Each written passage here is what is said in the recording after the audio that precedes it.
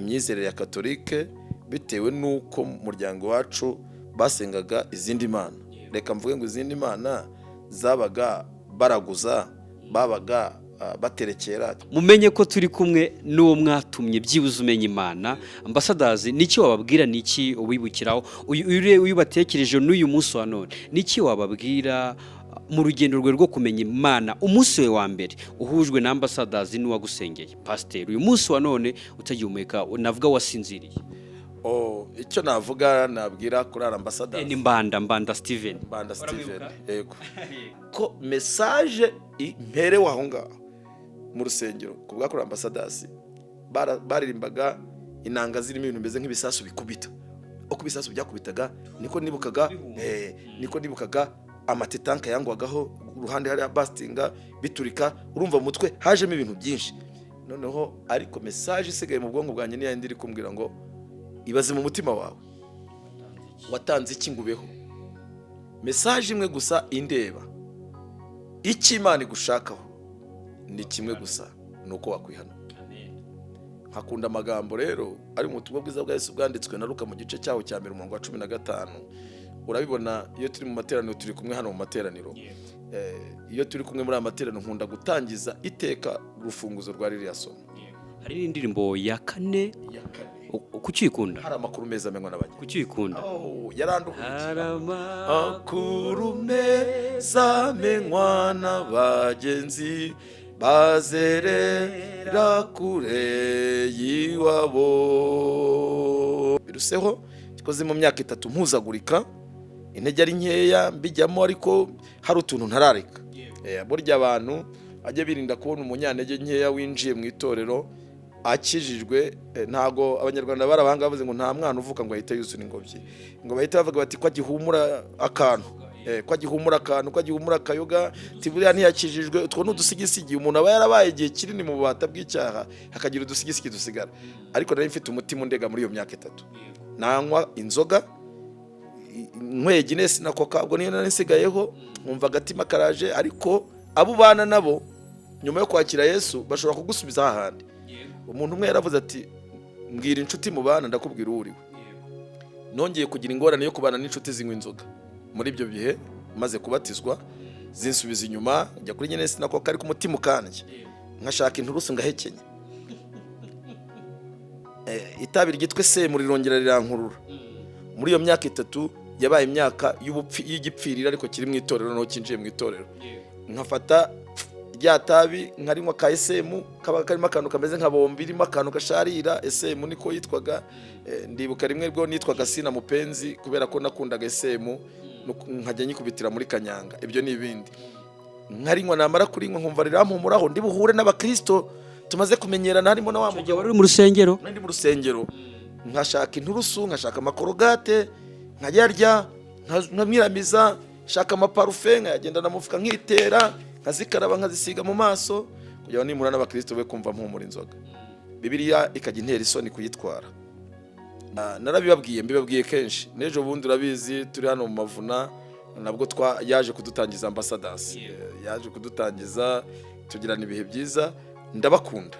Kimwe cyo message nabaha, nibumve ko kimwe n'andi makorari muri rusange, ariko by'umwihariko Ambasadazi, nibumve ko ubutumwa babwiriza bataruhira ubusa. Kabiri, ubutumwa babwiriza bamenye ko bugira umusaruro, waba uwo bazi n'uwo batazi. Kwitwararika kwera imbuto zikwiriye abihannye kwabo, message yabo ikagenda ifite umurongo wo gukiza, Imana yikoreramo mu buryo butangaje. Aba nabasabira ngo bakomeze bagume ku murimo, kandi bajye bumva bongera imbaraga cyane message natanga no kubaririmbyi muri rusange, bumve ko badakorera abantu, bumve ko batari gukorera itorero gusa nubwo ari ngombwa kurikorera, ahubwo bumve ko bafite umurimo mugari wo gukorera Imana, bo gukiza imitima myinshi. No mu tubari zigerayo, uzasanga tukiri kuri Ambasadazi, sanga umuntu ari mu kabari ari kuririmba indirimbo afite icupa ari kuritembana ngo Yesu ni nzira, Yesu ni nzira, arifasha atyo, Yesu ni nzira y'ukuri ijya mu ijuru, atongera akavurimesha nta yindi nzira munsi y'izuba twaboneramo guki. Ngiye korari ndayikunda cyane agasoma, akwateye indi oya korali ndayikunda cyane abyemeye akabateye indi none buriya rero Kwiringira TV, ubutumwa bwiza kuri benshi, gukizwa kwa benshi. Matayo 24 umurongo wa 14. reka twongere tubasuhuze kandi tubifurize kugira ibihe byiza aho muri mutwumva. Amahoro y'Imana akomeze kubana namwe. Ndabasuje kandi mwe mukunda gukurikira ibiganiro bigiye bitandukanye, ibyigisho bitambuka ku muyoboro wacu wa Kwiringira TV. Amahoro n'imigisho bikomeze kuba kuri mwebwe. Bigenda bite mu rugendo? Hari ubwo ugenda urugendo ugahirwa, hari ubwo ugenda ugasitara, hari ubwo ugenda ugakomereka, ariko burya witwa intwari iyo wagenze muri urwo rugendo ukaba amahoro. Uyu muri kureba imbere benshi musanzwe nk'umuzi nk'umubwirizabutumwa bwiza Emmanuel Twayisenga, ndetse mumuzi ahantu hagiye hatandukanye, yagiye atanga amateka, ubuhamya ku bintu bigiye bitandukanye. Ariko uyu munsi muraza kudukundira, mudutega amatwi kandi tubane namwe mu gihe gito tugiye kumarana, ariko kandi kirimo navuga kiza kutugirira umumaro. Sibyo Twayisenga? Tugiye kuganira ku mbere na mbere kugira ngo umuntu abe umukristo bigenda bite. Uyu munsi ni umukristo, tumubona ku ma YouTube channel agiye atandukanye, tumubona mu nsengero zitandukanye avuga ubutumwa bwiza. Byagenze bite kugira ngo uyu munsi wa none yisange ari umuvuga ubutumwa bwiza, ndetse avuge ahamya Imana, ariko nyamara ntabwo abahamya Imana bo baba bafite amahoro yuzuye? Nabo ni abantu nkatwe, burya bararwanwa, barageragezwa, nyine bagira ibintu byinshi nabyo bacamo. Ariko uyu munsi reka tuganire. Mbere y'uko tuganira, reka abanza twibwire muri rusange, namara kutwibwira ubundi dusenge tubahe ikaze mu kiganiro, ariko tubanje kwiragiza Imana. murakoze cyane. Reka nifurize ikaze abakurikiye Channel Kwiringira TV. Imana ibaha umugisha. Amazina yanjye nk'uko umuyobozi abivuze ni Twayisenga Emmanuel, nkaba nizereye mu itorero ry'Abadiventiste umunsi wa karindwi. Twasenga noneho tugatangira. Reka dusenga Imana. Data wa twese uri mu ijuru ukaba no mu isi, uri Imana ikomeye, uri Imana ishobora byose, uri Imana iriho kandi yahozeho, kandi tukwizera ko nta kibasha kurogoya imigambi yawe. Icyubahiro no gushimwa no guhimbazwa bibya biteka ryose. Tugushimiye igitambo cy'Ikaruvari, Kristo watambwe rimwe ngo bibe bihagije by'iteka ryose, akaba impongano y'abanyabyaha. Muri abo banyabyaha Pawulo ayibona umwuka w'Imana yaravuze ati, nzi ko Kristo yapfiriye abanyabyaha, ariko muri abo ni njyewe imbere, nanjye ni njyewe imbere. Muri abo banyabyaha tugushimiye ko inyoko muntu wayizirikanye ukaduha agakiza, uhimbazwe. Uyu mwanya dufashe tugafata iki gihe kugira ngo tuganire. Muri iki kiganiro turagusabye kugira ngo iki kiganiro utwemerere kizafasha abantu, kizakiza abantu, kandi kizatwereke ko bishoboka iyo umuntu ari kumwe n'Imana. Tukugireho umugisha muri uyu mwanya. Turakwiragije kugira ngo ari wowe utubere umuyobozi, kuko ijambo ryawe ritubwira ko mbere na mbere ari wowe dukwiye kubanza. Ubwo tukubanje utubere muri iki kiganiro, kandi kizagira umusaruro uzatuma benshi bakirizwa mu bwami bwawe, kubwa Yesu umukiza wacu. Amen. Murakoze cyane ku bagiye kudukurikira kandi namwe tugiye kubana. Emi cyangwa se mu mvugo y'urubyiruko bakunda kuvuga ngo Emi ariko ni umuvugabutumwa bwiza Twayisenga Emmanuel. Nimuza kumva ndi gukoresha ijambo cyangwa se izina Emi, nimwumve ko ari yahinduriwe izina, ahubwo ni impine benshi mu bagenizi dusanzwe dukoresha. Kugira ngo uyu munsi wa none benshi tukubona uri umuvugabutumwa, ubundi kuba uri umuvugabutumwa uyu munsi wa none twavuga ko ari Twayisenga umeze ute? Duhere hahandi tukiri batoya kugira ngo uyu munsi tube turi abo turi uyu munsi. Ndashima Imana, ntabwo njya ndambirwa kubivuga. Nasomye amagambo avuga ko ubuhamya bw'iby'Imana yadukoreye tuba tudakwiye kubwibagirwa. dukwiye kubusubiramo kenshi, kuko iyo uhamye iby'Imana yakoze ntagomba gucika intege ngo avuge ngo ibi bintu abantu barabimenye. Tuzabivuga, dukomeze tubivuge kugeza ubuzima bwacu burangiye. Rero umuntu burya ni mugari, n'ubuzima ni amateka maremare.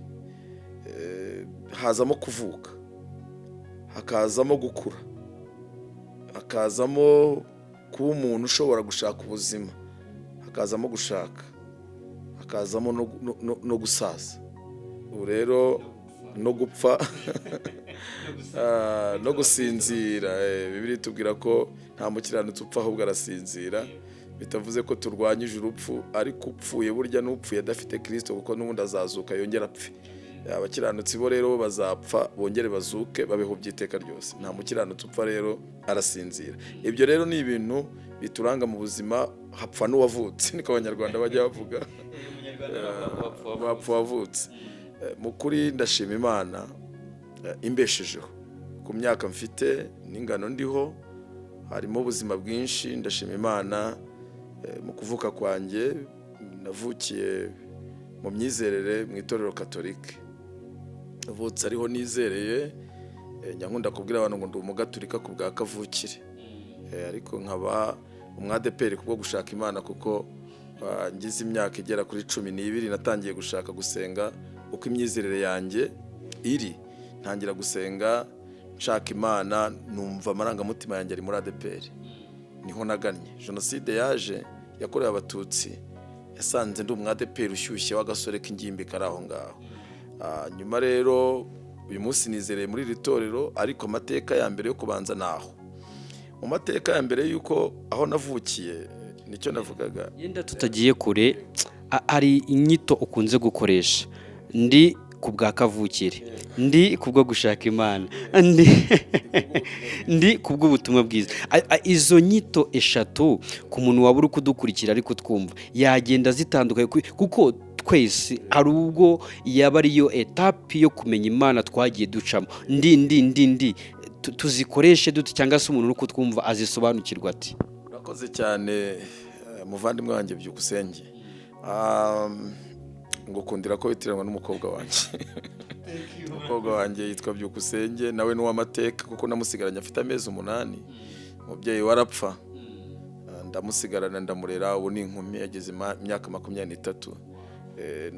Mikeya. Ndagukunda cyane rero iyo numvise Byukusenge Kwiringira TV, mfite n'umukobwa witwa Byukusenge, ndagukunda cyane. Ibyo rero mukuri byandi kavukire, gushaka Imana kubwo kwizera, na amateka yanjye y'ubwenge yo kwizera mu myizerere. Impamvu vuga ko ndi umugatolike ku bwa kavukire, niyo dini yanjye navukiyemo, ariko nabwo havutsemo byabaye ibindi bintu, kuko mu kuvuka kwanjye abantu bavuga ko bidashoboka, ariko namaze amezi 30 mu nda ya mama. Utaravuka? Naravuka. Ubuhamya si ubwa mbere abantu bashobora kubwumvamo, ariko bashobora no kongera bakabwumva ko Imana ishobora byose. Mvutse ntinda mu nda ya mama. Amateka yanjye yo kuvuka, hagati yanjye na nyuma yanjye ni ibibazo. Imbere yanjye hapfuye abana 2 bambanzirizaga, barapfa. Umwe apfa, twari dutuye ahantu bitewe nuko dutuye, bamukanda urubavu ruraturika, arana mu gitondo barashyingura. Abagome cyangwa abagome? Umubyeyi umwe aramuterura, amukanda urubavu ruratebera, guhumeka birananirana. Ubuvuzi bwari buke bw'ako kanya, bwakwihutirwa ahantu bitewe naho twari dutuye ku Kivu neza, ku Kibuye. Bucye umwana yapfuye. Undi nawe aravuka, nawe bamuroga ari igitambambuga, nawe arapfa. Mu gusama inda kwanjye kwa mama imara iyo myaka 2 n'igice, abantu bavuga ko bidashoboka, ariko Imana yitwa ishobora byose. Muri ntibishoboka ni imvugo y'abantu, ariko Imana yo yitwa ishobora byose, kandi ikorera mu gihe cyayo. Ikorera mu gihe cyayo. Igihe cyayo iyo kigeze, Imana irakora, igakora ibirenze by'abantu batekereza. Rero mama saminda yanjye inamugwa nabi, amuguye nabi cyane, kuko amateka ambwira ko byageze aho nta kintu yabashoboraga kurya. nta kindi kintu yashoboraga kunywa uretse kunywa urwagwa rw'ibitoki icupa rimwe akarinywa iminsi 3, akahekenya ibijumba bokeje mu ziko bitarashya neza, ibyo bijumba akaba ari byo arya, akanywa urwo rwagwa. Ikindi navuga ngo deseri ye muri iki gihe uko babivuga, deseri ye yari itabi, yari inkono y'itabi, itabi ry'igikamba bashyira mu nkono y'itabi, abantu bakatumagura. Ababanye n'abakecuru n'abasaza bo barabizi cyane, inkono icyo benshi bitaga inkono. Njya no kurishyiraho nanjye nkatumagura, rimwe rikanyica nkaruka, ariko nyine nuko byabaga bimeze aho twavukiye mu mateka y'ubunyacyaha, nuko byabaga bimeze. Nza kuvuka rero bigoranye, mama atwara iyo nda, biragorana nyuma y'uko apfushije abana 2 bashoreranye. Twabaga ahantu bitaga ko bese mu cyaro, Bibiliya nayo irabivuga ngo abarozi n'imbwa bazaba hanze y'umurwa, bivuze ngo n'abarozi nyine nibo bakoraga ibyo. Ariko Imana ibana n'ubwo buzima, biza kurangira mama, Imana ikoze igitangaza. Mu magambo makeya ndavuka, ariko mvuka mu buryo data atarakizeye ko mama azabaho. Mama nawe yari umwizero mu Katolike, nicyo navugaga bya kavukire, wakizera ibyo mu Bakatolike. Aho yabaga aryamye hose yabaga avuga ati Bikira Mariya wanjye azandengera, azankiza. Ariko aho yarasengaga data ntabyizere, yari yarinjiyemo ariko yaranze kwizera imyizerere ya Katolike, bitewe n'uko mu muryango wacu basengaga izindi mana. Reka mvuge ngo izindi mana zabaga baraguza, babaga baterekera, cyakoze ibyo kubandwa byo ntabyo nahasanze, ariko guterekera baraterekeraga imihango ya gipagani uko yakorwaga, bazi ko bari guterekera Imana, baha abakurambere inzoga nabaga mbireba, baha abakurambere inyama bashitura udushitu bata mu ziko, haba mu nzu agacuma karimo inzoga y'abakurambere kariho ikiganza, hari ikibindi cyabagamo cy'abakurambere kibaho amarwa y'abakurambere, hari cyitwaga ingabo yabaga hejuru y'icumu bavuga ngo riri mu ntagara inyuma y'amashyiga, hari uruhimbi bitaga uruhimbi rw'abakurambere. Ibyo nakuze mbisanga aho ngaho mu muryango. Dore ko sogokuru byara data yari umupfumu, waraguriraga abatware, ibyo bitaga abatware, bamwitaga umuganga, ariko muri iki gihe wamwita umupfumu, ariko bamwitaga umuhanuzi, kuko yababwiraga ibintu bigasohora. No kugira ngo mama ashakane na data byaturutse ku ndagu za sogokuru Kayitare ubyara data Mashabari. Data yitwa Mashabari, mama akitwa Nyiramapore. Niyo mpamvu ijambo Nyiramapore nkunze kumva uri kurikoresha. Nyiramapore ni umuntu wanjye cyane, ni umuntu wanjye twaruhanye, nubwo jenoside yamuntwaye gutyo turi kumwe akagenda ngasigara, ariko dufitanye amateka. Rero aho yego amen. Ibyo rero byaje kuba data, amateka uko atubwira, sogokuru yaraguriye nyina wa Nyiramapore, ise wa Nyiramapore yitwaga Rutwaza. Akaba rero yarakoraga mu bintu bitaga ngo bakomokaga mu miryango y'abatware. Amuragurira indagu ziremera, zemeye rero se wa Nyiramapore ari we Rutwaza, nyogokuru yitwaga Karuyonga, ni amazina araho akaze cyane. Sogokuru byara data yitwa Kayitare, hanyuma nyina umubyara akitwa Nyirabashumba, hanyuma sogokuru byara Nyiramapore akitwa Rutwaza, nyina umubyara akitwa Karuyonga. Nuko ibintu byari bimeze. Jewe numva ntuze kwibagirwa, jewe numva kera bavuga ngo kakawa nyine muri famille dukomokamo, ntago nzi kugeza ubu, ntago nzi kubera n'ibintu byinshi ntago nzi ngo amateka ko yakurinye byagenda gute, ariko numvaga badata bacu birahira Nshizirungu, Nyirantoki, ubwo rero ngomoje kuri ayo Rutoki, Bakamashara, bundi byabaga ari amazina ari aho ngaho, ariko abakurambere bo babaga bazi aho bagenekereza. Biza kurangira rero indagu zihiye zikunze kwa se wa Nyiramapore, ariwe mama, ise ahitamo kuzamushyingira Mashabari, umuhungu wa Rutwaza wa Kayitare wamuraguriye indagu. Sogokuru wari umuraguzi nk'igihembo. Ubwo bahana amaboko batyo, bashyingirana batyo. N'uwo muryango narindi mumeze utyo. Data rero urumva kubera se kuba ari umupfumu waraguraga, yaraguzaga inkoko y'urugimbu. y'ibara rimwe, inkoko y'ibara rimwe nako. icyo gihe ufite imyaka ingahe cyangwa n'amateka ubwira? N'amateka nabwirwaga, ariko maze gukura nabisanze aho, ibyo nasanze n'ibyane navugaga by'amazu y'abakurambere. Twihuse rero dusubiye inyuma aho twari turi, nuko mama we yaje kwemera Imana y'abakatolike, ariko data ntiyayemera akomeza gutsimbarara kuri za mana z'abakurambere. Ndetse aza kugirana n'ikibazo n'umupadiri wari uhari witwaga Kirishi w'umuzungu, yarahakoraga. Data yakoze aho, aza gukora kuri Tarafiporo cyitwaga Tarafiporo, aza gukora inyamishaba mu bworozi bw'amatungo. Ubwo rero icyo gihe yari kuri uwo muzungu bagirana ibibazo, ngo yanga kumuhemba. Data ahita azinuka Imana y'abazungu, aravuga ati Imana y'abazungu yihemuka, ntabwo nteze kuyisenga. Kubera iki n'uyu munsi wa none abasaza usanga bakivuga ngo ni Imana y'abazungu?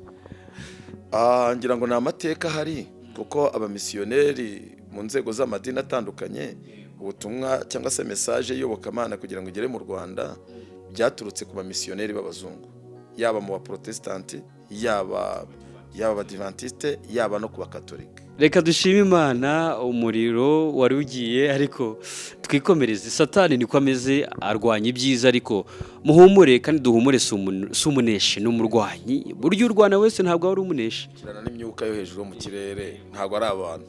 Niyo mpamvu ikintu cyose Satani we aba afite target yo kuvuga ngo iki kintu gishobora kuzagirira umumaro abantu, gishobora kuzakiza abantu. Ikintu cyose cyagirira umumaro abantu ahora yivanga kugikuramo.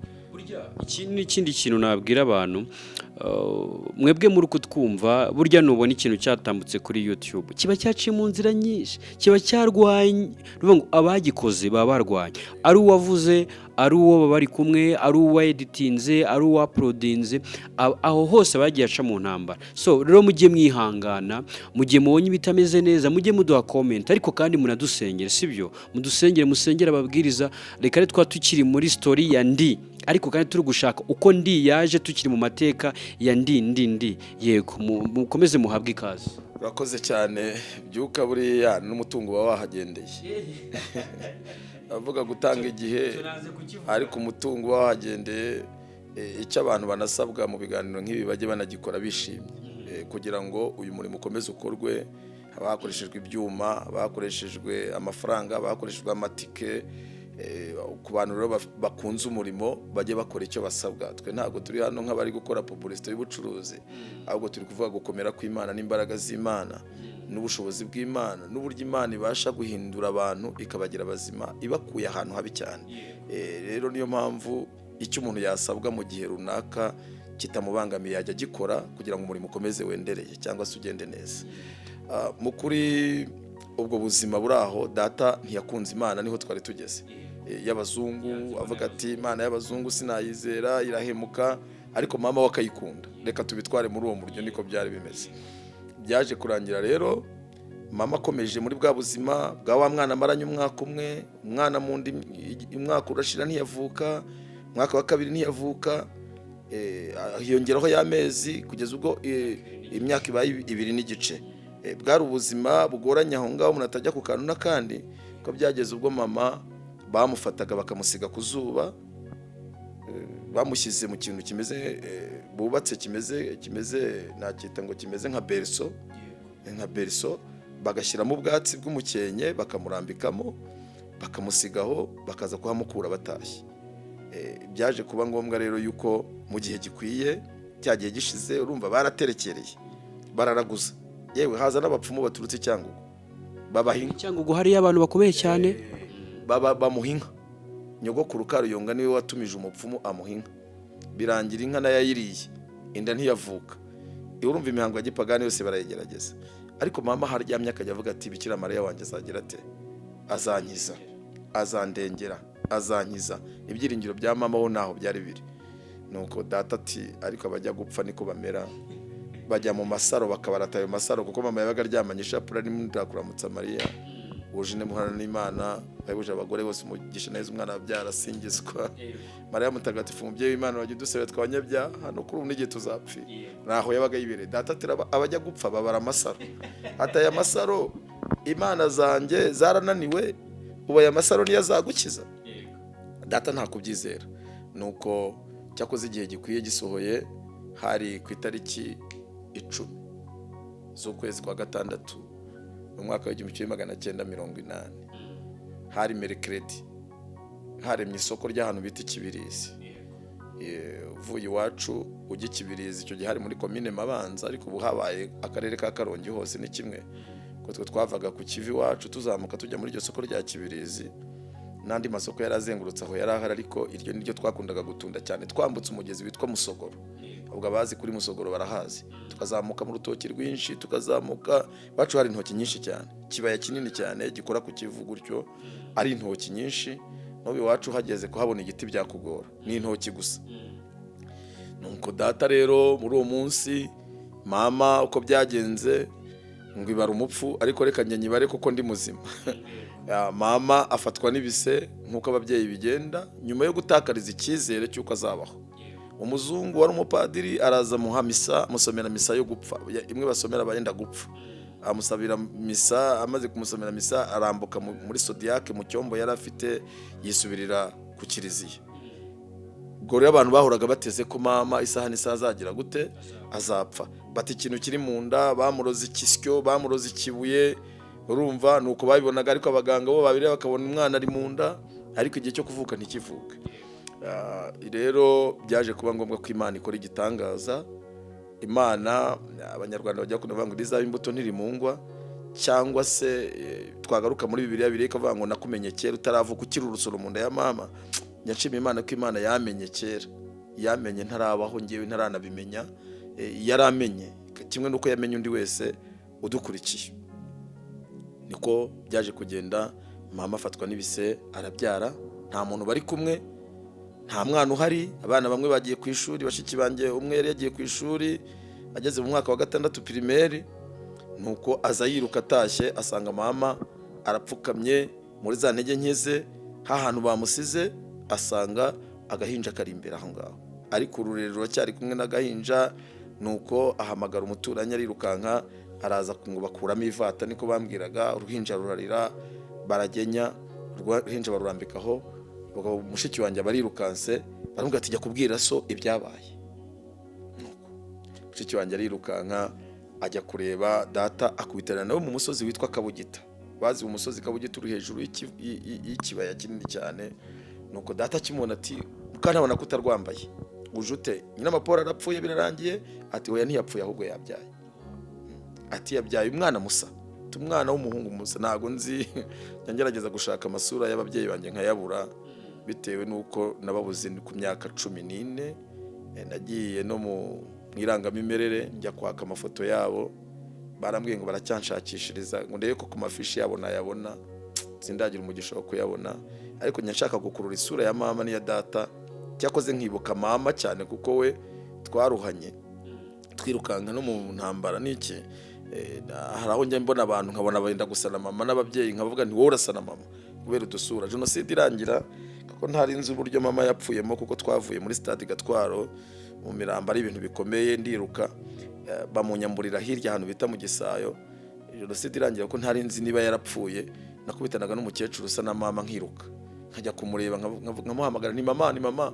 Arona hamagaye mu cyaha hafi hariya mu Gakinjiro, nzamuka aho bitaga kwa Senga hafi ya segiteri cya hafi. Mwiruka inyuma ndi kumuhamagara, kandi urumva nari maze kugera mu myaka 19.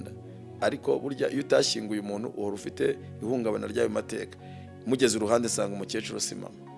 Navugaga iki rero icyo gihe ku mateka uko byagenze, data ahita avuga ati niba nyina amapori yabyaye umwana, uwo mwana nyina amapori wiringiraga Bikira Mariya, nyina amapori wahoraga avuga ko Imana ari iyo yiringiye muri Bikira Mariya, ati niba uwo mwana koko yavutse ataraba umuhungu ataraba umukobwa, ntaramenya n'igitsina cyavutse.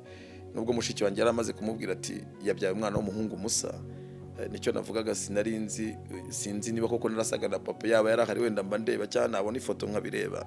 Paul San Paul ko yari umugabo w'inzobe ufite imisatsi y'amarende na mama ruko bameze. Ahita avuga ati niba Imana ariyo yakoze ibyo, niba koko yabyaye Nyiramapoli, nta wundi ubikoze ni Imana Nyiramapoli yiringira. Noneho ya Mana najyaga nanga gusenga, ya Mana twayisenga. Wow. Ya Mana noneho twagenza gute, twayisenga kuko bigaragara ko irushije imana zacu imbaraga. Izina rinyitira muri uwo musozi Kabugita, nuko ryafashe nitiwe ku gasozi, amanuka atyo izina rirahama mu muryango, ibirori biraba urabyumva. Hari andi mazina bashiki banjye bahise banyita ako kanya. Umwe yanyise Saduraka, bari bamaze kumenya ubutumwa bw'abaprotestanti, bamenya amateka ya Saduraka ko ari umuntu wavuye mu itanura ry'umuriro. Undi anyita Meshaki, undi anyita Obedinego. Ubwo ayo mazina barayampa, Saduraka, Meshaki, Obedinego bayampa yose. Undi anyita Kanze Guhera. Kanze Guhera bisobanuye ngo kanze guhera mu nda ya nyina Nyiramapore. Undi anyita Ntirandekura. Ubwo niko bashiki banjye banyitaga amazina. Ntirandekura bivuze ngo baryitiriye mama, Imana ya mana yizera ntiramurekura. Ariko data nyita Twayisenga. Ubwo haje kuba ibirori birihuta, ibintu bigenda neza, bajya mu kiliziya, mama arashyuha cyane, inkuru yazamwe no mu mama burgira nihuta cyane, atangira ivuna. Njya nkunda kubwira abantu umuntu wa mbere wakoze ivuna iwacu ni mama Nyiramapore.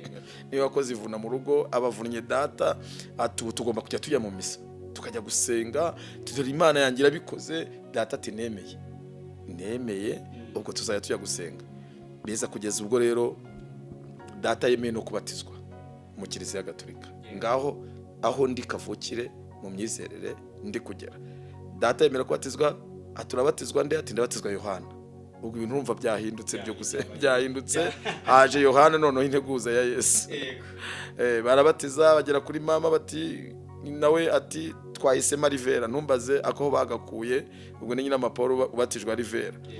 Abandi bana bari barwabyuma ni Yohana, Rutayisire Pascal, Abiyingoma Josephine, Mukantaganzwa Savera. Ubwo amakristo araboneka, Mukantabana Esperance, Mukamurenzi Patricia, Twayisenga bongera Emmanuel.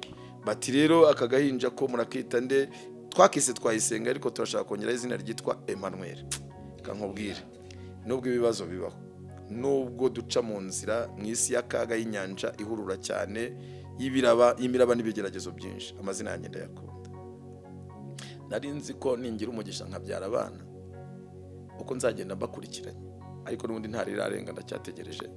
Mu gihe nkitegereje umfasha, niko bajya bavuga kuri MTN ngo mwihangane mu gihe mugitegereje ubafasha. Iyo hamagaye nanjye ndihanganye, nihanganishije n'abandi batarabona abana mu gihe mugitegereje, mu gihe bagitegereje ubafasha. Yenda ku Mana ntago dutegereza ko idufasha, ahubwo ihora iturebana imbabazi, ihora ituzirikana, ahubwo dutegereje ko isaha yayo igera ikagwa mu kadomo, ubundi Imana igakora ibitangaza. Niyo mpamvu tugomba kureka kwihangana kugasohoza umurimo wako mu gihe dutegereje ubufasha buturuka ku byo tutarabona. Ariko ubundi nk'uko wabivuze, dufasha muri byinshi, ariko hari ibyo tutarabona dukeneye ubufasha bwayo. Si uko yabinaniwe, ahubwo ni isaha itaragenza gute itaragera. Nari nzira mu kuri ko nzabyara abana uko nibwiraga ko naje gushaka. Ubwo mvuye mu ubwo buzima, nazamutse ubuzima bwa jenoside n'amateka. Imana inkura mu mirambo 2013, sinjya mbirambirwa kubivuga muri stade Gatwara. Imana inkura Karongi, harimo story ndende. Imana inkura mu myobo igiye itandukanye aho natawe nko mu naguyemo ikibirizi. Ni story ndende cyane. Inkura ku ma red block, amabariyeri atandukanye, ndahakubitirwa n'ibintu byinshi, ariko naje kwibona, nibonye ndi mu Nkotanyi. Uri umusirikare nihuta cyane, nibona ndi muri Bakadogo, nibona mbaye ahantu hatandukanye, za Kibuye turimuka, Mukamira, Busogo, Musanze, Kamuhoza, ku igaraje za Cyanika. Nibona ahantu hagiye hatandukanye, ariko nza kwibona none mu magambo magufi, nza kwibona ndi mu buzima busanzwe bwo hanze. Igihe nageraga mu buzima bwo hanze, nari mfite ihungabana riri ku rwego rwo hejuru.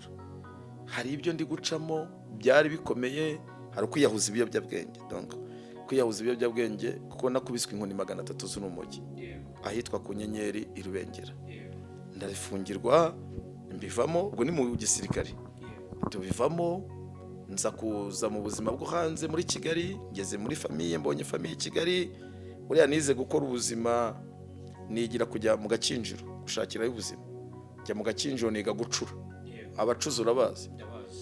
Mfata inyundo ncura imbabura, ndibuka ko nacuze imbabura 5, hari abatari bazi ayo makuru nabayeho umucuzi, ncura imbabura 5, ariko kubera ikibazo nari mfite cy'ingaruka cy'akaboko kagakuka, nari mfite ingaruka za jenoside mu kaboko hano k'iburyo, mfite ikibazo cy'umugongo no mu mutwe n'ahandi mu myanya yo kubahwa. Ibyo byose mbona ubwo buzima ninjiyemo ndi gushaka kubaho. Nyuma y'ayo mateka, guhungabana, ibiyobyabwenge byinshi, nagiye nywa za essence zikansaza, basangaho moto, umuntu iyo yaparikaga moto agasiga adafunze yabaga mpaye iswingi ku mugani w'abiki gihe, kuko nahitaga mpfundura nkajya kuri reservoir nkahaga umwuka wa essence, nkabyina umuziki nta ndirimbo ntawe uri gucuranga, nkumva indirimbo nakundaga za reggae za Baraki Dube mu matwi, za Bob Marley, abitwa ba Tupac Shakur, abitwaga ba Wenge Muzika, bose simbazi, ba Koffi Olomide. Nkumva namara kunywa essence cyangwa nkwe urumogi, numvaga aho ndi ngomba kubyina umuziki. Hari umuziki uza mu matwi kubera ibiyobyabwenge, nta ndirimbo, nta na radio wumva, nkabyina nkatutubikana. Iyo nabaga ndi mu nzu nkatutubikana, nkakuramo imyenda, nkajya muri douche, nkakaraba, nkaryama, nkumva nibwo nguwe neza, nkabyukira kugenda njya kunywa kanyanga, za Muhima, za Cyahafi. Imana yankoreye ibintu bikomeye. Nyuma y'ubwo buzima rero ntangira kugaruka muri modu y'ubuzima, ndavuga ntiwashaka uko nabaho. Muri uko kwinjira mu buzima, ngiye mu gucura mu gakinjiro hariya, birananiye kubera ingaruka z'ubumuga, gatuza hakababara, mbivamo, ntangira ubuzima bwo kwiga kugura amajerekani akoreshwa cyangwa amashya, avamo yavagamo amarangi, nkajya nyagura, nkayirangura 700, nkajya kwicuruza ku cyabiri, nzizunguza, nza kuvaho. Ubuzima ntangira kubona buratangiye, ariko kugira ngo nzabona ayo mafaranga byarangoye cyane. Ibyo ninjirire mu gakinjiro, nabayeho umukarani umwanya mutoya, ntago ntinya kubivuga. Numvaga nshaka amafaranga, ndibuka amafaranga nisumiyeho bwa mbere. Hari abantu bumvise ibintu ari ubwa mbere, ni n'ubwa mbere mbivuze. Natangiriye ku note 100, hari note zari z'100 bitaga ngo ni Nyiraneza ahetse Rubaduka. Ndayazi, ahubwo nibaza ibiceri bya veri n'ibyatanu aho byagiye kuri ubu. Byatanu byendaga gutukura, cya veni cy'umuhondo, cya 50 cy'umuhondo, urabyibuka. Inote y'igihumbi uribuka uko yasaga, yabaga yenda kuba icyatsi, nigeze nyifataho, yenda kuba icyatsi kibisi, yenda gusa n'iya 5. Ntago ni kuko ngewe ndabyibuka mu myaka nari mfite muri icyo gihe, kubona amafaranga kubera ahantu twari dutuye byari bigoye. wasangaga umuntu ari kwirirwa yikorera amatafari, bakamuhemba 5, bakamuhemba 10, nyine iyo wabonaga amafaranga 50 wumvaga nyine wakoze agashya. Ubwo rero sinzi ngo inote y'igihumbi, ya 2, ya 5 ya kera yabaga imeze ite. Nuko yasaga. Ndabyibuka rero muri ubwo buzima, ubwo natangiye gushaka ubuzima. Urumva tuvuye kavukire mu myizerere, ndi umukatolike, wabyumvise noneho ndi yo muri ADPR rero nayo nuko nari nsimbutse, yaje mbere yuko ninjira muri jenoside, kuko jenoside yakorewe abatutsi yaje noneho ndi umwadepr, kuko kugira imyaka 13 nari ndi umwadepr. Jenoside yasanze ndi ku myaka 14, maze muri ADPR imyaka 2. Aho rero ngo nari mvuye mu katolike nshaka gusenga ahajyanye nuko nshaka, niyo mpamvu ngo nabaye umwadepr kubwo gushaka Imana. Dusubira inyuma gatoya, hari mama wawe kuri ya mazina twakomeje kugenda tugarukaho, uhindura ujya uva mu bakatolike werekeza muri ADPR, rwari urugendo rworoshye? Byari bimeze gute muri iyo nzira kugira ngo ucenjinge location mu bigendanye no gusenga? Nari maze kwihitiramo ku buryo nari mfite ababyeyi batambangamira, bavuye ngo kutayidini. Ntago ababyeyi banjye bigize bambangamira bitewe n'amateka yuko bari nari nanavutse. Baravugaga bati aho azatembera hose ashaka gusenga muzamurekera umudendezo. Nubwo nari umukaraza nkajya nkaraza ingoma kwa padiri nzi no kuzitambira, ariko ibyo ntago byababangamiye. Babonye ngiye muri ADPR barandeka. Navanga ababyeyi banjye ntibigize bambangamira ku bijyanye n'imisengero aho nari ngiye muri ADPR. No munsi y'urugo harahitwaga ishengero rya ADPR, twateraniraga nkagenda nkajya gusenga dimanche, nabo bakajya mu kiliziya, nta kintu bambangamiragaho na gitoya. Jenoside rero yasanze ndi umwadeperi kubwo gushaka Imana. hagati y'icya 1990 cyanga mu 94 nyirizina, kuko yenda amateka dusoma tubwira ko guhera 59 abanyarwanda bo mu bwoko bw'abatutsi batangiye kugenda bameneshwa, bamwe barahunga, abandi baricwa, baratotezwa. Icyo gihe umwaka waba wibuka, wavuze uti reka ntere mfati ya mbere, ndabona ibi ngibi bisubitse cyangwa se mbihaze, reka njye muri ADP. Icyo gihe hari ryari mu mwaka? Niba mbyibuka neza hari njya muri ADPR hari muri 90. Hari muri 90 kuko nari ndangije primaire, ndangije 6e mu primaire muri 90. hanyuma ntoroka umwaka umwe, ababyeyi bambwiye gusibira ndanga kubera ko nari natsinze bangurana undi mwana w'umunyeshuri. Kuri warasibiye henshi n'amateka wari warasibiye henshi 14 13 nibyo nasibiye na hamwe, nta nubwo nigize ntsindwa, ahubwo nagiye gutangira mu kiburamwaka icyo gihe bitaga mu wa mbere mfite 6, ndatsinda ndendereya ndakomeza.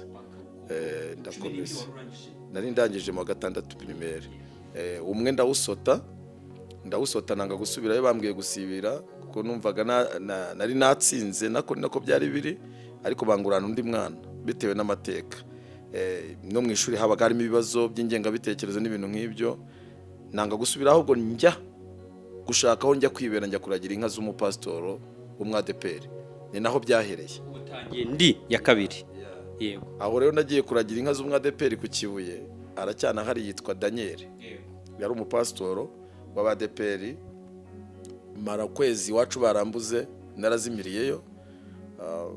Ndabyibuka icyo gihe intambara itera, abasirikare bavaga ku rugamba baza batera amagrenade mu mazi, amafi akareremba, tukayatoragura tukayotsa ku muhanda tukayarya. Bajugunyagamo amagrenade, ifi zikicwa n'ubushyuhe zikazamuka zikareremba. Gutyo gusa cyangwa bagari gushaka abanyarwanda mu bwoko bw'abatutsi baga bahungiyemo. Jenoside yari itaratangira, babaga ari abasirikare bo muri gisifari bavuye ku rugamba, bishimira ko bazanye intsinzi, bagapfundura amagrenade bakajugunya mu Kivu, amafi agapfa, tukajya kwitoragurira amafi tukotsa. Muri icyo nyuma y'icyo gihe cy'ukwezi rero ababyeyi baje kumbona, bankurayo. Ubwo nari maze nk'amezi 3 ndi kuri uwo mupasitoro. Mvayo rero nafite ya myizerere ya ADPR, ariko noneho nyishaka cyane, niho natangire gusengera muri ADPR biturutse kuri iyo mpamvu. Ngira ngo wabyumvise, kubwo gushaka Imana rero ntangira gusengera muri ADPR, numva biranaryoheye.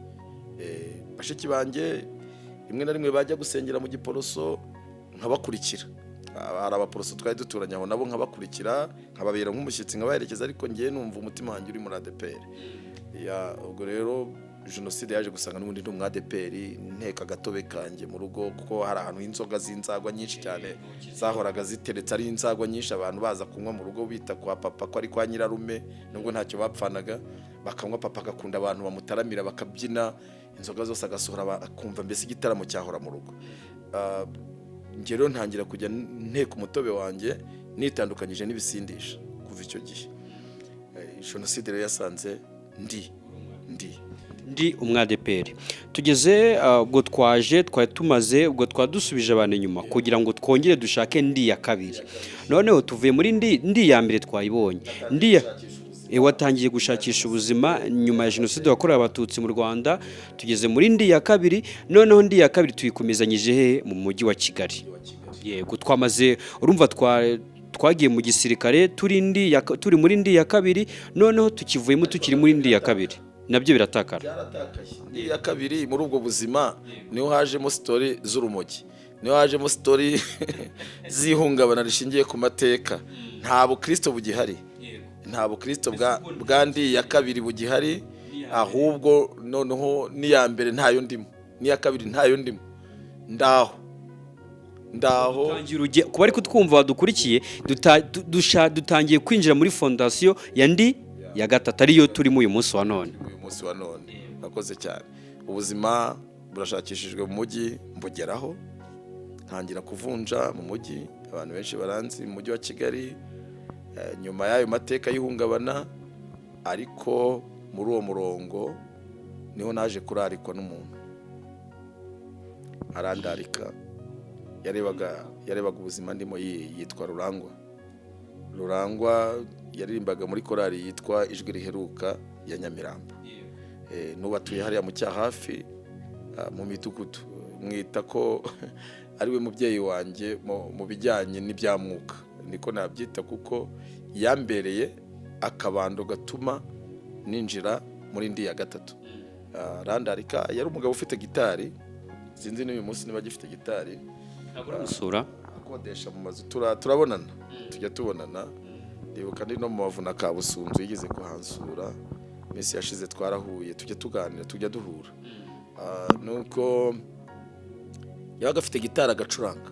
Noneho Uwimana Izakiza yakodeshaga mu mazu ya famiye yari yaranyakiriye, yamubyara wanjye witwa Muyenzi Werarisi, iranyakira. Niyo nubwo nabaga muri ubwo buzima bwo mu Gakinjo bwo gushakisha ubuzima, niho nabaga muri iyo famiye hariya mu Cyahafi.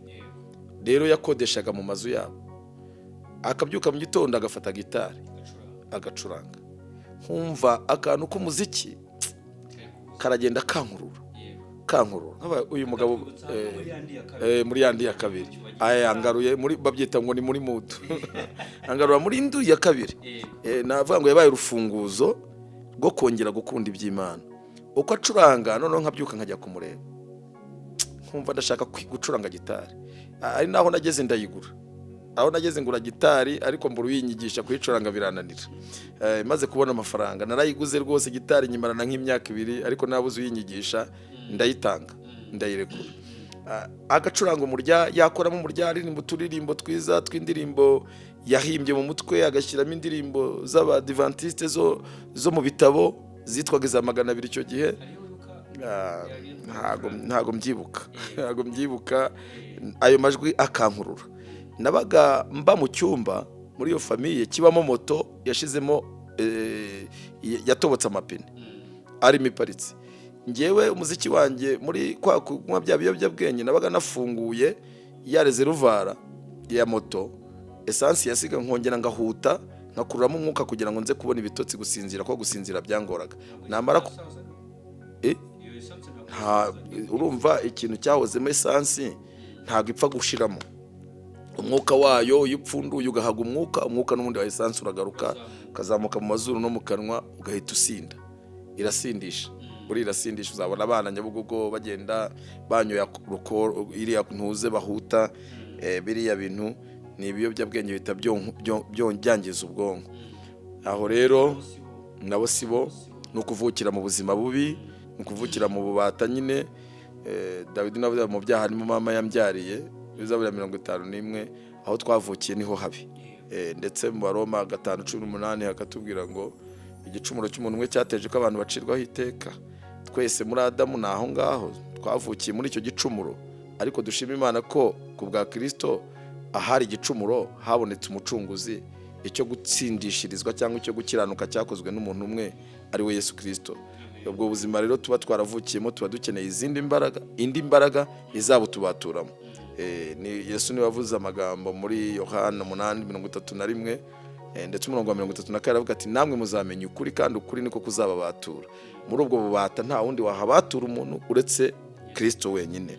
Dushima Imana rero ko abikora kandi akabishobora. Aho rero niho natangiye gukururwa n'uwo muvandimwe Rurangwa, ntangira kugenda numva indirimbo mwegera aza kundarika. Kanihute mu kundarika kwe byambereye umugisha. Arandarika Nyamirambo, nari maze kuruha. Ari ibiyobyabwenge nanywaga byari byaranduhije. Ndibuka n'inkoni nakubitiwe mu stade njya kureba imipira, nkurira stade nka stade ya Nyamirambo hariya. Nuriraga ahantu hari igiti cy'umwembe. Cy'umwembe hejuru y'urusengero rwa Horeb. Ni nurira, ndibuka rimwe naruriye, nurira kuri uwo giti cy'umwembe cyari hafi y'amatuwarete. Nkagwamo rimwe bakamfata bagakubita abantu bashinzwe umupira, abakinnyi bari banzi, harimo witwaga Yakini yari umukinnyi wa Rayon Sport. twakoranaga antrenoma hariya Mesodogene nari umuzamu kuko nigeze kurindira ikipe ya Cyahafi ndindira ikipe ya Cyahafi y'urubyiruko ariko kubera gukuka ko kaboko kari gafite shoke ndongera ndabireka. Nigeze no gukina umupira tugera ahantu Mo Kigali dukina n'ikipe ya Mo Kigali dukinira Tapi Rouge ndi umuzamu kuri finali dukurwamo na Mo Kigali nari umuzamu nzi gufata cyane ariko abo twakinanaga bose abitwaga bazitoni abitwaga bagiye batandukanye mwe bajya gukina mu Ntare abandi bajya muri Etenseri bamamagara kugenda nanjye ngo njye kuba umuzamu ariko Imana irabyanga birangira byanze ahubwo nkomeza ubuzima busanzwe. Rero aho nakubwiraga ko muri ubwo buzima bwarimo ingorane nyinshi kuri njyewe nubwo nataga muri famiye ingaburira ariko mu mutwe harimo ikibazo cyo kutakira ibintu n'ibiyobyabwenge byinshi. Aho rero harimo ingorane mbese navango nakiriye ndi ya gatatu nari mbikeneye kuko nari ndushye. Amagambo ari muri Matayo 11:28 Yesu navuze ati mwese abarushye n'abaremerewe nimuze munsange ndabaruhura munyigire kuko ndi umugwaneza kumutwaro mbikoreza utaremereye ati kandi namwe muzabona uburuhukiro mu mitima yanyu.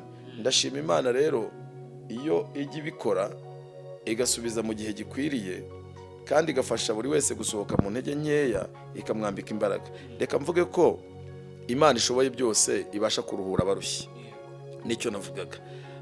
Muri ubwo buzima rero aza kundarika urumva ndi muri ubwo buzima buhangayikitse umuntu yanywa ibiyobyabwenge ntacyo atinya nubwo kurira amastade nabaga ntacyo ntinya.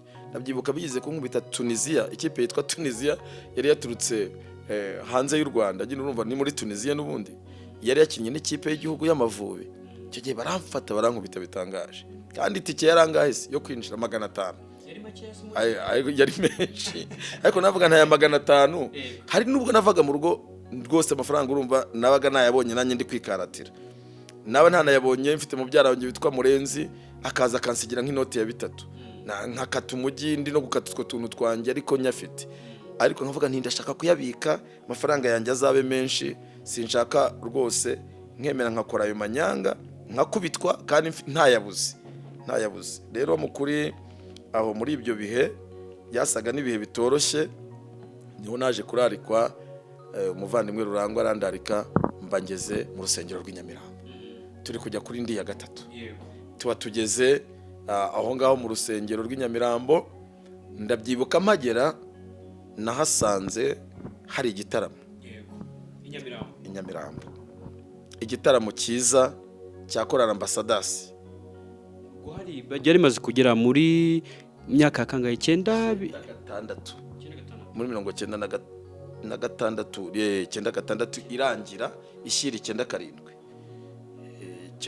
yashyiraga 97 hari igitaramo cyakorana Ambassadors n'andi makorari urumva sinyibuka ariko abasaruzi bo ndabibuka bari aho ngo abasaruzi b'Inyamirambo igitaramo kiraba umugabo yandaritse byaje kurangira korari Ambassadors dufitanye buri amateka akomeye iririmba indirimbo njya nkunda kubivuga kenshi baririmba ngo mu minsi yereye inyuma habayeho intambara uzahitanya abantu benshi ngo kukise wasigaye barayirimbaga ngo ibaze mu mutima wawe watanzi kingubeho ikima nigushakaho nuko kwiga nubu ibaze mu mutima wawe watanzi kingubeho ikima nigushakaho nuko kwiga nubu. Harimo ikindi gitero kivuga ngo tekerezaho wavuye wibuke n'abapfuye mbese barushaga iki kuki se wasigaye ibaze mu mutima wawe watanzi kingubeho ikima nigushakaho nuko kwiga nubu. Indirimbo rero igihe bayiririmbaga nawe urayikunda igihe bayiririmbaga baririmba hari seni bakoragamo bakayikoramo bikubita hasi basa n'abapfuye basa n'abaza mbese ubona ari ibintu bimeze ukuntu bikubita hasi bongera babyuka bambaye amakanzu bavuga ngewe igihe nari ndi gukurikirana iyo ndirimbo nagize filime yanjye iraturuna ngo tekereza ngo aho wavuye wibuke n'abapfuye ngo barushaga iki nibonera muri stade Gatwari iwacu ku Kibuye aho muri ya Mirambo nongera kwibona ndi mu ngorane zirimo aho ngaho zose nabaga ndi gucamo hirya no hino bigoye nuko nza kugira ikibazo gikomeye cyane cyo kwitekerezaho cyane ariko nza no kubona ari umugisha w'Imana wo kongera kwibutswa ayo mateka kuri njyewe. Iyo ndirimbo ni indirimbo ya Ambassadors nari ndi kuvuga turi kuvuga ko ari indirimbo ukunda yabiri kuririmbwa. Hari indirimbo kera zakundaga kuririmbwa cyane mbere yuko ziririmbwa akabanza gukinwa scene, sinzi impamvu bira bintu hari bitakigaruka. Harimo inyigisho ikomeye tuzikora zigiye zitandukanye indirimbo zagiye ziririmba, ariko reka twigarukire uko filime yitrunaga, uko warokorokeye muri stade ubw'intera hamwe zazaga zibasanga aho ngo zije kubica wowe ukarokoka, niko iyo filime yitrunaga mu bwonko aho mu rusengero wice mu rusengero. Navuga ngo abarokore cyangwa se bene wacu babaye mu kirokore cyangwa abakikirimo bo bakunze kubyita ngo ni yerekwa, ariko burya twanabyemera Imana ijya itanga amayerekwa, itanga iyerekwa ry'igihe nanaryisi yerekwa ntago naba ntandukiye, kuko njyewe ni yerekwa ryaje mu bwonko bwanjye uko nicaye mu rusengero. Yakunda kubwira abantu ngo nkunda Imana, nizera Imana ivuga kandi nizera Imana yerekana ubushake bwayo ku muntu. Buriya niyo turababwiriza, niyo dutegura ibibwirizwa tuba turi mu iyerekwa. Mwuka Wera araza akakugenderera akakwibutsa akakubwira isomo, si yerekwa se? Ni yerekwa. Ntabwo rero wenda ntitwagera mu marangamutima y'amayerekwa avuga ati nabonye, ariko Imana ijya yereka abana bayo, ariko cyane cyane iberekera mu ijambo ryayo. Aho rero nari ndi mu rusengero nagize iyerekwa ryo mu bwonko, ryo mu bitekerezo. Buriya intekerezo z'umuntu navuga ngo intekerezo z'umuntu n'undi muntu wihuta cyane kurenza uw'umuntu w'inyuma tureba. Icyo kintu cyumvikana. Intekerezo z'umuntu n'undi muntu wihuta cyane kurenza umuntu w'inyuma tureba. Urugero navuga nuko nk'ubu twicaye aha tuganira muri uyu muryango wacu, ushobora gutekereza ahandi hantu wavuye ugasiga udakinze, ugahita wibuka ko wasize udashyizeho ingufuri.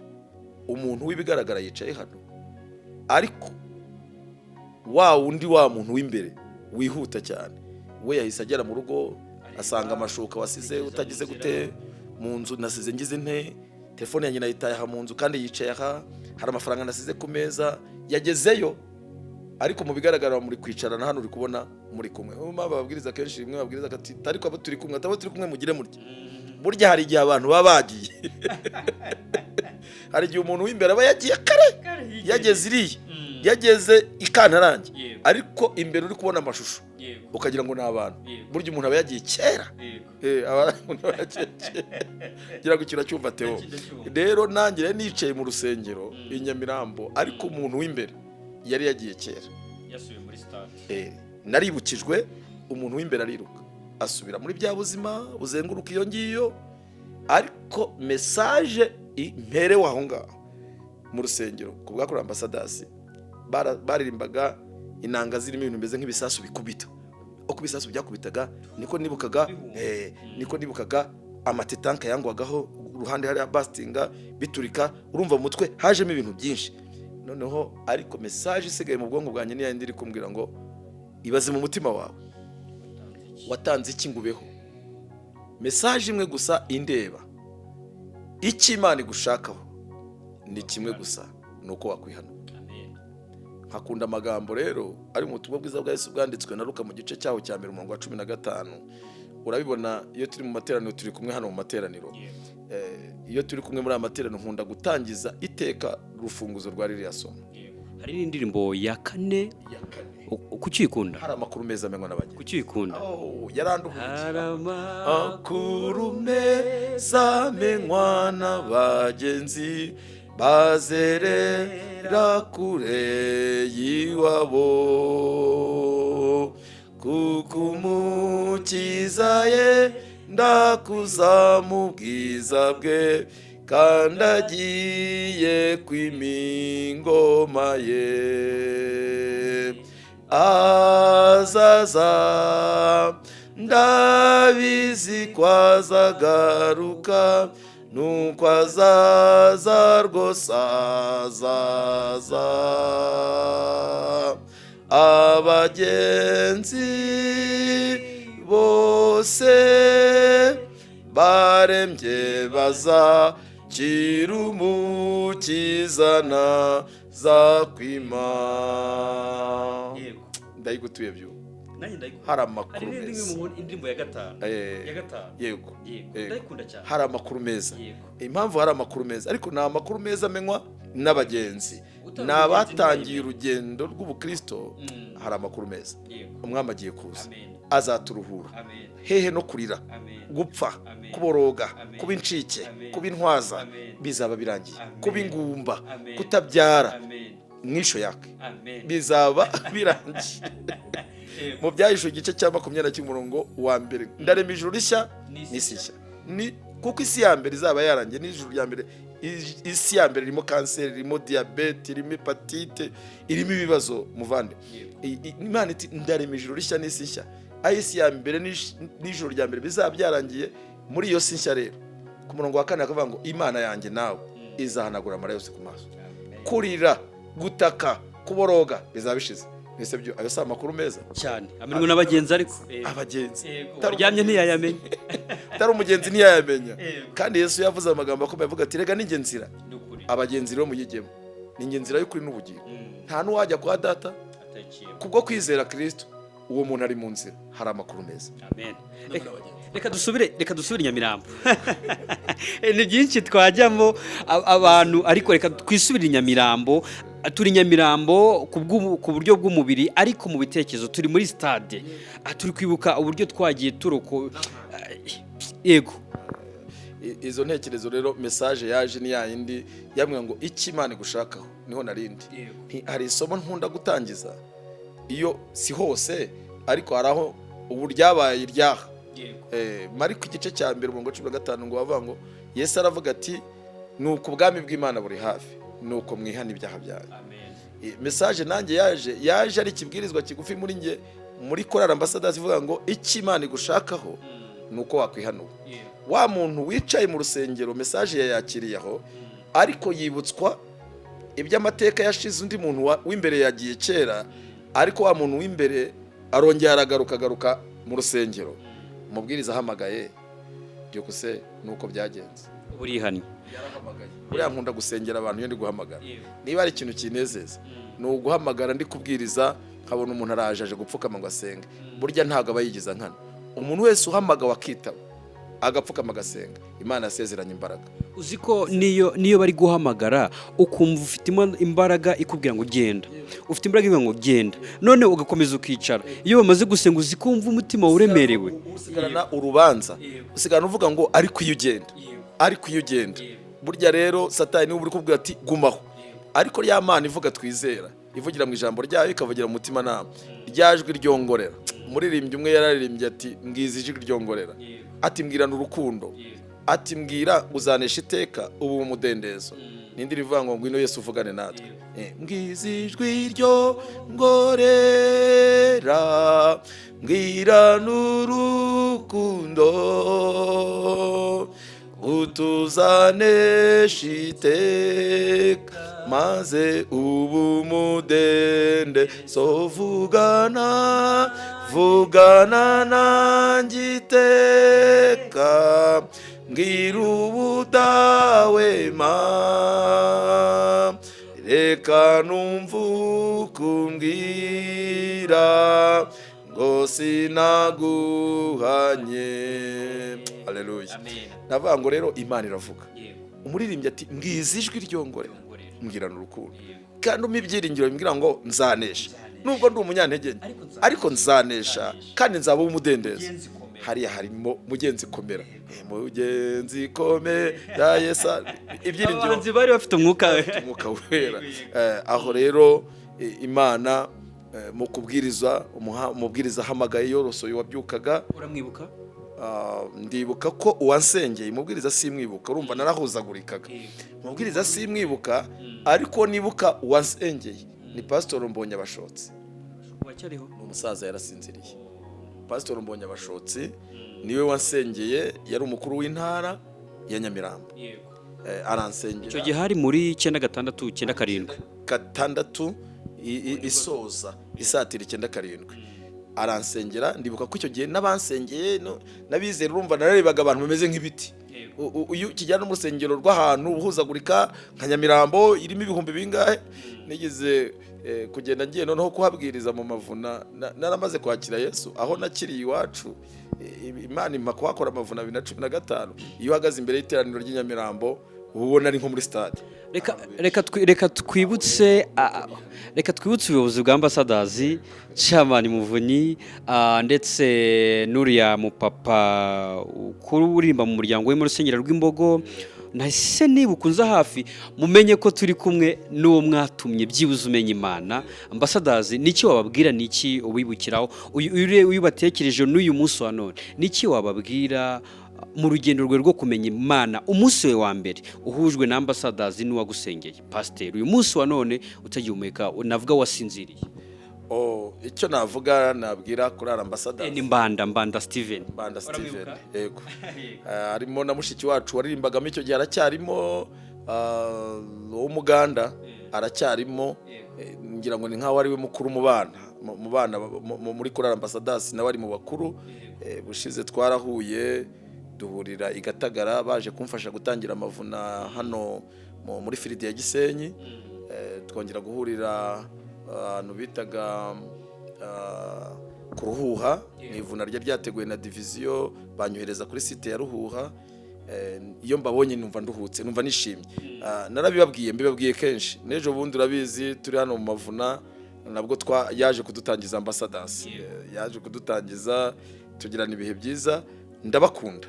Kimwe cyo message nabaha, nibumve ko kimwe n'andi makorari muri rusange, ariko by'umwihariko Ambassadors, nibumve ko ubutumwa babwiriza bataruhira ubusa.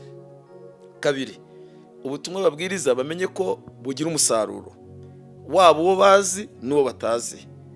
Kwitwararika, kwera imbuto zikwiriye abihannye kwabo, message yabo ikagenda ifite umurongo wo gukiza, Imana yikoreramo mu buryo butangaje. Aba nabasabira ngo bakomeze bagume ku murimo, kandi bajye bumva bongera imbaraga cyane message natanga no kubaririmbyi muri rusange, bumve ko badakorera abantu, bumve ko batari gukorera itorero gusa nubwo ari ngombwa kurikorera, ahubwo bumve ko bafite umurimo mugari wo gukorera Imana, wo gukiza imitima myinshi. No mu tubari zigerayo, uzasanga tukiri kuri Ambassadors, usanga umuntu ari mu kabari ari kuririmba indirimbo afite icupa, ari kuritembana ngo Yesu ni nzira, Yesu ni nzira, arifasha atyo, Yesu ni nzira y'ukuri ijya mu ijuru. Atongera akaforimesha, nta yindi nzira munsi y'izuba twaboneramo guke. Ngiye korari ndayikunda cyane agasoma. Akwateye indi. Oya korari ndayikunda cyane. Abyemeye. Akabateye indi. None buriya rero marayika ushinzwe umurimo w'ivugabutumwa, we ntakumirwa. No mutubara arahagera. Wowe uzirinde kujya mu kabari, kuko wahagera zikaguhumurira, warigize kuzinga ukongera ukanywa. Ariko marayika ntawumurirwa n'inzoga ntiyayinyoye. Ariko marayika ushinzwe umurimo w'ivugabutumwa, mutubarageramo, mu maroge ageramo, ahantu handi muri gereza ageramo, ahantu hose tubona hahumanye, wabasha kuhagera kugira ngo ageze iyo message. Hari igihe hari abasinzi batanga ubuhamya ko bakiriye mu kabari, message ikabasangamo muri izo ndirimbo. Ndavuga uburemere bw'indirimbo ko zigera naho bo batazi, naho batakandagira. Nta gitaramo mwahakorera, ariko audio video bigakora igitaramo mu kabari. umuntu agakurikirana iyi message kuri YouTube, agakurikirana akareba message kuri YouTube channel ya Kwiringira TV, no kuguhumuriza kw'Imana, kw'ibiganiro bizahatambuka hombi, yayireba akabura ari mu kabari no kuri telefone akavuga ati buryo siko gukira bikunda, usiko burya nanjye ntaraba kahebwe, yakijije Twayisenga nanjye yankiza, yamukijije urumogi, yamukijije kanyanga yo kumuhima, nanywaga kanyanga hariya kumuhima uzamutse marato, hari umusaza wayicuruzaga urukara, nkagenda nafigije nkazamuka kuri agesa, nzamuka mu cyaha hafi amaguru nayatendetse. Ayo mateka tuzagarukaho.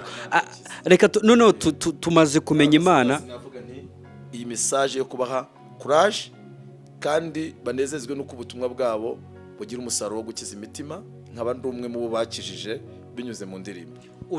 uri umwe mu bakijijwe. Chamani Muvunyi ndetse na Mbanda Steven ngira ngo hari umusaruro. Ajyamenya aho umuhungu wabo aherereye, ko babyaye umuhungu akaba ari umukozi w'Imana. Yego. Waje kwisanga mu murimo w'ivo, ubwo icyo gihe wafashe icyemezo cyo kubatizwa ryari? Noneho mfata icyemezo cyo kubatizwa n'undi ni muri uwo mwaka wasozaga, ntago natinze. Narabatijwe ariko maze kubatizwa binsaba kwiga amezi 6 muri Kafe i Nyamirambo.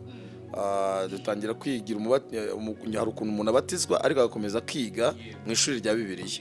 Naje gufata umwanzuro rero, ubwo natangiye kujya njya gusenga kubw'icyo gitaramo cya Ambassadors, wa mugabo wandaritse Rurangwa nkajya njyana nawe gusenga. Abakobwa bitwaga amazina arangiye bagiye, ariko arabo twahimbaga bamushinwa, nkabakurikira tukajya gusenga. Nibona ndi mu rusengero muri icyo gihe nyine, ubwo urumva natangiye gukunda iby'Imana cyane, kugeza ubwo njya kwiga ibyigisho by'ishuri ryo kwisabato kwa Ezira Mpyisi mu gitondo, nkabyuka nkava mu cyaha hafi nkanyura muhanda nkahinguka kwa mutwe nkajya kwiga ibyigisho saa 11 nabaga ngeze mu rusengero. Ntangira gushaka Imana muri izo nzira cyane biruseho, gikoze mu myaka 3 mpuzagurika, intege ari nkeya mbijyamo, ariko hari utuntu ntarareka. Burya abantu ajye birinda kubona umunyantege nkeya winjiye mu itorero akijijwe. Ntago abanyarwanda barabanga bavuze ngo nta mwana uvuka ngo ahite yuzura ingobyi, ngo bahita bavuga bati ko agihumura akantu, ko agihumura akayoga, tiburiya ntiyakijijwe. Utwo n'udusigisigi umuntu aba yarabaye igihe kinini mu bubata bw'icyaha, hakagira udusigisigi dusigara. Ariko nari mfite umutima undega muri iyo myaka 3, nanywa inzoga, nkweye Guinness na Coca, ubwo niyo nsigayeho, nkumva agatima karaje. Ariko abo bana nabo nyuma yo kwakira Yesu bashobora kugusubiza ahandi. Umuntu umwe yaravuze ati mbwira inshuti mu bana ndakubwira uriwe. Nongeye kugira ingorane yo kubana n'inshuti zinywa inzoga muri ibyo bihe maze kubatizwa, zinsubiza inyuma njya kuri Guinness na Coca, ariko umutima ukanje nkashaka inturusu ngahekenye. Itabi ryitwe se muri rongera rirankurura. Muri iyo myaka 3 yabaye imyaka y'igipfirira, ariko kiri mu itorero no kinjiye mu itorero. Nkafata rya tabi nkarinywa ka SM, kaba karimo akantu kameze nka bombi, irimo akantu gasharira. SM niko yitwaga. Ndibuka rimwe bwo nitwaga Sina Mupenzi kubera ko nakundaga SM, nkajya nyikubitira muri kanyanga. Ibyo ni ibindi. Nkarinywa namara kurinywa nkumva rirampumuraho, ndi buhure n'abakristo tumaze kumenyerana, harimo na wa mugabo wari mu rusengero. Ndi mu rusengero nkashaka inturusu, nkashaka amakorogate, nkajya nkamwiramiza, shaka amaparufe nkagenda namufuka nkitera, nkazikaraba nkazisiga mu maso, kugira nimura n'abakristo be kumva mpumura inzoga. Bibiliya ikajya intera isoni kuyitwara. Ndibuka ko nabaga nambaye hari amashati yitwaga viscose, amashati yatitiraga, yaragwe twabyitaga titira. Ayo mashati yitwaga viscose n'amapantaro twambaraga tudubitse. Njya nyareba ngaseka cyane, nk'umunsi nayo batizwaga ipantaro yarambaye, bazamana ipantaro kayidubikira hano mu nda, ashyira umukandara hasi. Ubu ipantaro imwe y'iki gihe yavamo 2 z'icyo gihe. Abo baravuga ngo dore abatayire bataratangira kurya ibitambaro.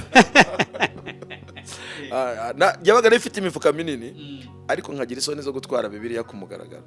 Bavuga ni abo twararanye, twari dusangiye ukayoga, nabona mfite Bibiliya baravuga ko nishushanya, umutima ukanje. Umuntu yamaze guhura na Yesu atangira kumva hari umutima umukomanga. Bibiliya nkajya mfata nkayishyira muri wa mufuka w'igipantaro kinini, yari kabibiriya gatoya nkagenda nyifatiye mu mufuka nkazamuka mu gakinjiro kandi ntari bwitware no kumugaragaro ngo igaragare abantu babone ko nabaye umukristo. Nkazamuka nkajya muri tagisi yabaga hariya mu cya hafi mu gakinjiro hari icyapa cya tagisi, nkajya muri tagisi ikahagarara harya kuri Rafiki Nyamirambo, nkava kuri Rafiki nagera imbere y'urusengero nkayikura mu mufuka nkahitamo umukristo. Buriya ari abantu bagaragaza agashusho k'ubukristo bageze mu rusengero. Turi benshi hanze byarakomeye uko ariko tucyafite ibisigisigi yego igipfirira ngo kigiye gisanga Imana. Nasomye amagambo avuga ngo Satani ntashobora kugirira icyizere igipfirira cy'umukristo azi ko kigenda gisanga Imana, ngo azisanire hagati y'umunyabyaha n'Imana. Ngo umwana w'ikirari igihe cyarageze yisubiramo yibuka ko kwa se hahari. Ngo ko Satani adashobora kugirira icyizere umunyabyaha abona atemba asanga Yesu, atemba ajya mu rusengero. Uzirinde kuva mu nzu wowe dukurikiranye y'Imana, mu ntege nke zawe jya uzigendamo ujya mu nzu y'Imana. Imana izakwiyereka, izaguha imbaraga, uzabona imbaraga igihe kigere uhinduke umuhamya wo guhamya ibyari byarakunaniye ko Yesu yabigushoboje. Aho rero muri uko kugenda muri izo ntege nke, urwo rugendo rwabaye rw'imyaka 3 ariko igihe kiragera Imana impa imbaraga. Reka iyo pati duse n'abayiva. Umaze kubatizwa ariko nyuma yo kubatizwa mu myaka 3 yawe uracyarwana na bya bindi n'ubundi ukiri wa wundi wa kera, ariko urwana n'umutima. Byaje kugenda gute kugira ngo uyu munsi wisange uri umuvuga butumwa? Akoze cyane, bajije ikibazo cyiza. Hari amagambo ari muri Yesaya igice cya 6 ku murongo wa 8. Imana ihamagara Yesaya, yarahamagaye ngo ninde watugendera. Yesaya yarasubiza ati ndi hano mwami, bari njye utuma. Avuga ngo guhamagarwa kwacu muri uyu murimo nta ruhare twabigizemo. Icyo twatanze n'ubushake bwo gushaka Imana. Muri Yesaya 55:6-7 aravuga ngo nimushaka Uwiteka bigishoboka ko abona, mu mwambaza akiri bugufi. Umunyabyaha reka inzira ze mbi, ukiranirwa reka ibyo yibwira, ngo agarukire Uwiteka ariko Uwiteka aramugirira ibambe. Niko ijambo ry'Imana ritubwira. Muri Yeremiya 29:13 ndarikunda iryo somo. Hari amasomo nagize nk'ibyo kwibuka mu mutima wanjye. Uwiteka aravuga ati muzanshaka mu mbone, nimunshakana umutima wanyu wose. Yes, Uwiteka aravuga ati nzabonwa namwe, niko Uwiteka avuga. Nta handi Imana ibonekera ni hano mu ijambo ryayo. Rero iyo Mana yasezeranye ko nituyishaka tuzayibona. Natangiye muri urwo rugendo rwa nyuma yo kuba igipfirira cy'imyaka 3 mu itorero, ntangira gushaka Imana. Uko nayishakaga ni muri Bibiliya, mu matsinda yo gusenga. Ndibuka ninjiriye mu itsinda ryitwa Ibanga ryo Gutsinda. Ibanga ryo Gutsinda ni itsinda ninjiriyemo abantu bihana ibyaha. Abantu bihana ibyaha, abantu batura ibyaha. Niga icyigisho cyo gutsindishwa n'umuntu wo kwizera, ko umunyabyaha akeneye imbabazi za Kristo. Fata igitabo cyitwa Kugana Yesu, ko umunyabyaha akeneye Kristo. Ndeba inzira yitwa kwibura ibyaha, gusaba imbabazi abo wahimukiye, gusubiza iby'abandi, ibyakorewe mu rwiherero ukabyatura, byakorewe ku mugaragaro ukabisabira imbabazi. Ntangira urugendo rumeze rutyo, hahandi nahagurutse njye no gusaba imbabazi abagororwa iwacu ku Kibuye. Nameneye ibyo kurya, ndabyibuka hari vendredi icyo gihe, fata ibyo kurya by'abagororwa n'andi mateka ndabimena mu kivu. Abanyururu ndabubiriza, vuga nti muragemurira intera hamwe zamaze abantu abacu bari hano mu mazi bari kuribwa n'indugu n'amafi. Nimumene ahangaha abacu babanze barye, ari kirimo ibisigazwa by'imibiri mu mazi. Nimumene ahangaha abacu babanze barye, mubone kugemura izo ntera hamwe. Aho harimo indi nkuru ndende cyane. Muri ubwo buzima rero ntangira Mwuka Wera yageze mu mutima w'umunyabyaha aramutsinda. Iyo dusomye muri Yohana igice cya 16 ku murongo wa 8 haranditswe ngo Mwuka w'ukuri naza azatsinda abisi, abemeza iby'icyaha, abemeza n'iby'amateka. Mwuka Wera yageze mu mutima w'umunyabyaha wari ufite akayego ko gushaka gukiranuka no gushaka gukira, aramutsinda bwa mbere. Akura amaso ku bandi bantu, akirebaho akabona ari we munyabyaha urenza abandi. Nkuko Pawulo abyandikira Timoteyo ati nzi ko Kristo yaje gupfira abanyabyaha, ariko muri abo banyabyaha ni njye w'imbere. Mwuka Wera atsinda umutima, anyemeza ko nkwiye kwihana ibyaha. Ntangira urugendo rwitwa kwihana no kwatura ibyaha. Hari amagambo anezeza ari mu byakozwe, ari mu gitabo cyitwa inyandiko z'ibanze, avuga ngo n'umuntu wari uri ku rwego runaka yakoze ibyaha mwuka wera yageze muri we ntaba akwiye kugira isoni zo kwatura ibyaha bye, ngo bakwiye kwatura ibyaha bye, kandi igihe amaze kwatura ibyaha bye ngo nta n'ubwo abo basangiye kwizera bakwiye kumutakariza icyizere. Barongera bavuga ngo kwatura ibyaha ntabwo bizakwambura agaciro wari ufite, ahubwo bizaguha icyubahiro cyo mu ijuru. Nshima Imana ko yanyambuye ubushwambagara ikampa icyubahiro cyo mu ijuru mu kwatura ibyaha, mu gusaba imbabazi. Ndibuka hari igihe nahagaze hejuru ya gereza ndahamagara abagororwa, ntimumbabarire n'abameneye ibiryo. Abari ku ikipe bati uwo muntu se ni muntu ki? Nyine niyo mpamvu ijambo ry'umusaraba risa n'ubusazi ku bantu, ku bapfu, ariko kuri twebwe ni ubugingo, niko Pawulo yavuze. Hari uwabona uri kwatura ibyaha, uri gusaba imbabazi, wahimukiye akavuga turiya yarasaze, yaracanganyikiwe, ariko imbaraga y'Imana niho itangirira gukorana n'umuntu wayo. Ndibuka ko icyo gihe uko naturaga ibyaha mu magambo make nagendaga nduhuka umutima. Ndibuka nakoze inzira nyinshi, abo nabeshye, abo nagize gute, aho nshoboye kubona nkasaba imbabazi. Uko nasabaga imbabazi umutima wanjye wararuhukaga. Muri urwo rugendo rero muvandimwe Byukusenge n'abadukurikiye, urwo rugendo rw'Imana yasezeranyemo imbaraga yazimpereye. Iyo dusomye mu Byakozwe n'igice cyaho ni cya 2 ku murongo wa 8, Imana yasezeranye isezerano ku bigishwa yabwiye ati cyakora muzahabwa imbaraga, Mwuka Wera nabamanukira, muzahinduka abagabo bo ku mpami i Yerusalemu, i Yudaya, i Samariya, kugeza ku mpera y'isi. Iyo Mana rero yasezeranye iyo mbaraga, nanjye nibonye ndi muri iyo mbaraga y'umuhamagaro. Ubuhamya bwacu ni burebure mu rwego rwo kugira ngo tutaza kurambira abantu. Uraza kunkundira duse harya twavuga gucikiriza, gucutsa yego, ducikiriza noneho ahubwo ikindi gice tuzabagezaho tuzatangirira uko uyu munsi wa none yatangiye akaba yamara kubatizwa. Ubwo mu gice cya mbere tubonye ko dusoje amaze guhabwa ubutumwa bwiza, amaze kumenya Imana, ariko biturutse kuri Kore Ambassadors, noneho ateye intambwe yo kwinjira mu itorero ry'Abadiventiste wa karindwi. Akimara kujya mu itorero ry'Abadiventiste byagenze gute? Igice cya kabiri tuzagaruka noneho tuganira kuri icyo kintu. Akimara kujya mu itorero ry'Abadiventiste wa karindwi byagenze gute? Ese yagiye mu bwaka? Ese ibintu byinshi uko uyu munsi wa none yamaze kuba umuvugabutumwa. Reka hari dusoreza aho ngo sibyo, hari dusoreza aho ngaho noneho tuzagaruke tuganira kuri icyo gice. Noneho nibyo rwose, kuko ibyo kuvuga birahari, kandi ibyo tuvuga si ibyacu, ni ugukomera kw'Imana, ni ubushobozi bw'Imana. Naho Imana ishobora gukura umuntu ikongera ikamutereka ahandi, naho Imana ishobora kuzura uwapfuye ikamugira muzima, naho Imana ishobora gufata uwakomeretse ikamwomora, naho Imana ishobora gukura uwavunitse ikamwunga. Byose bishobokera Imana. Turayishima kandi turayikunda kuko ariyo yabanje kudukunda. Yego rwose.